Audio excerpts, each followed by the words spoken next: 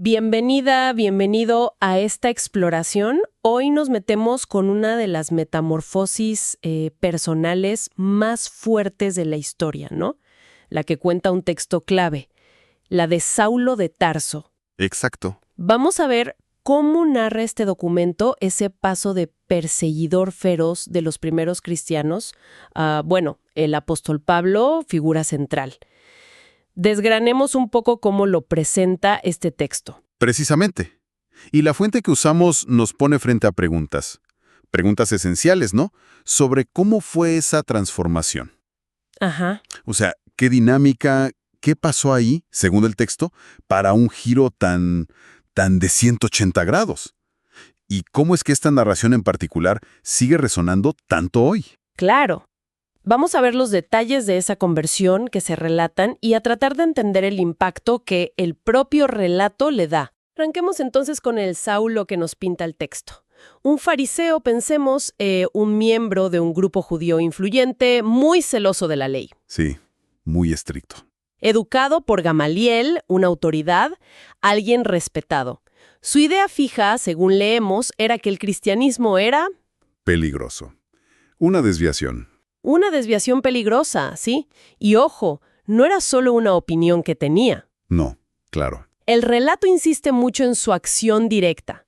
Dice que persiguió, pero activamente, a los seguidores de Jesús. Ujú. Que estuvo de acuerdo con la muerte de Esteban, que se considera el primer mártir cristiano. Sí, lo menciona. E incluso que fue a pedir permiso oficial para ir a arrestar gente hasta Damasco. O sea, el texto remarca esa determinación implacable que tenía. Pero justo ahí, en ese viaje a Damasco, es donde la historia da un vuelco total. El giro dramático. Se describe una luz potentísima, ¿no? Del cielo, que lo ciega. Sí, Cae al suelo y escucha una voz que le pregunta: Saulo, Saulo, ¿por qué me persigues? una interpelación directa. Y la fuente dice que esa voz es la de Jesús.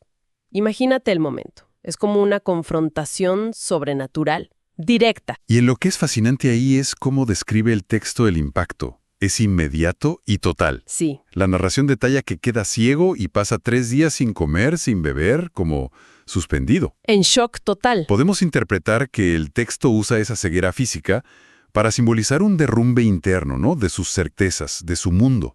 Lo fuerza a, digamos, repensar todo desde cero. Y en medio de esa crisis aparece otro personaje en el relato, Ananías, Ajá, un discípulo. a quien, según cuenta la historia, Dios le dice que vaya a ayudar a Saulo. Sí, y el texto menciona que Ananías al principio duda, tiene miedo. Y es lógico, ¿no? Saulo tenía una reputación. Claro, era el perseguidor. Pero bueno, al final obedece, va, lo encuentra, ora por él, y ahí es cuando Saulo recupera la vista. Pero es clave cómo se narra ese momento. Totalmente. No es solo que vuelve a ver. La narración lo pone como el instante en que Saulo recibe una identidad nueva. Y una misión. Exacto, una misión opuesta a la de antes. Llevar el evangelio, las buenas nuevas sobre Jesús, sobre todo a los que no eran judíos. De perseguidor a apóstol. Es un cambio de propósito radical impulsado por esa experiencia tan fuerte que describe el texto. Y a partir de ahí, ya como Pablo, su vida, tal como la cuenta esta fuente, es un no parar, un viaje constante. Sí, un ir y venir. Leemos de sus viajes por Asia Menor, Grecia, hasta Roma. Funda comunidades cristianas. Enfrenta de todo, ¿eh? El texto menciona persecuciones, naufragios, cárcel. Y escribe cartas, las epístolas, que son buena parte del Nuevo Testamento que conocemos hoy. Y si conectamos esto con la visión más amplia que ofrece el mismo texto, vemos cómo su mensaje, centrado en la gracia, en el amor de Dios, saca su fuerza, según esta narración, de su propia experiencia. Su vida es el argumento. Exacto. La fuente lo presenta como el motor que llevó al cristianismo más allá de sus raíces judías. Y esa conversión dramática es lo que, según el relato, le da legitimidad. Entonces, ¿qué nos deja este análisis del relato? Vemos la historia de un tipo cuya vida, según esta fuente, dio un giro de 180 grados. Completo.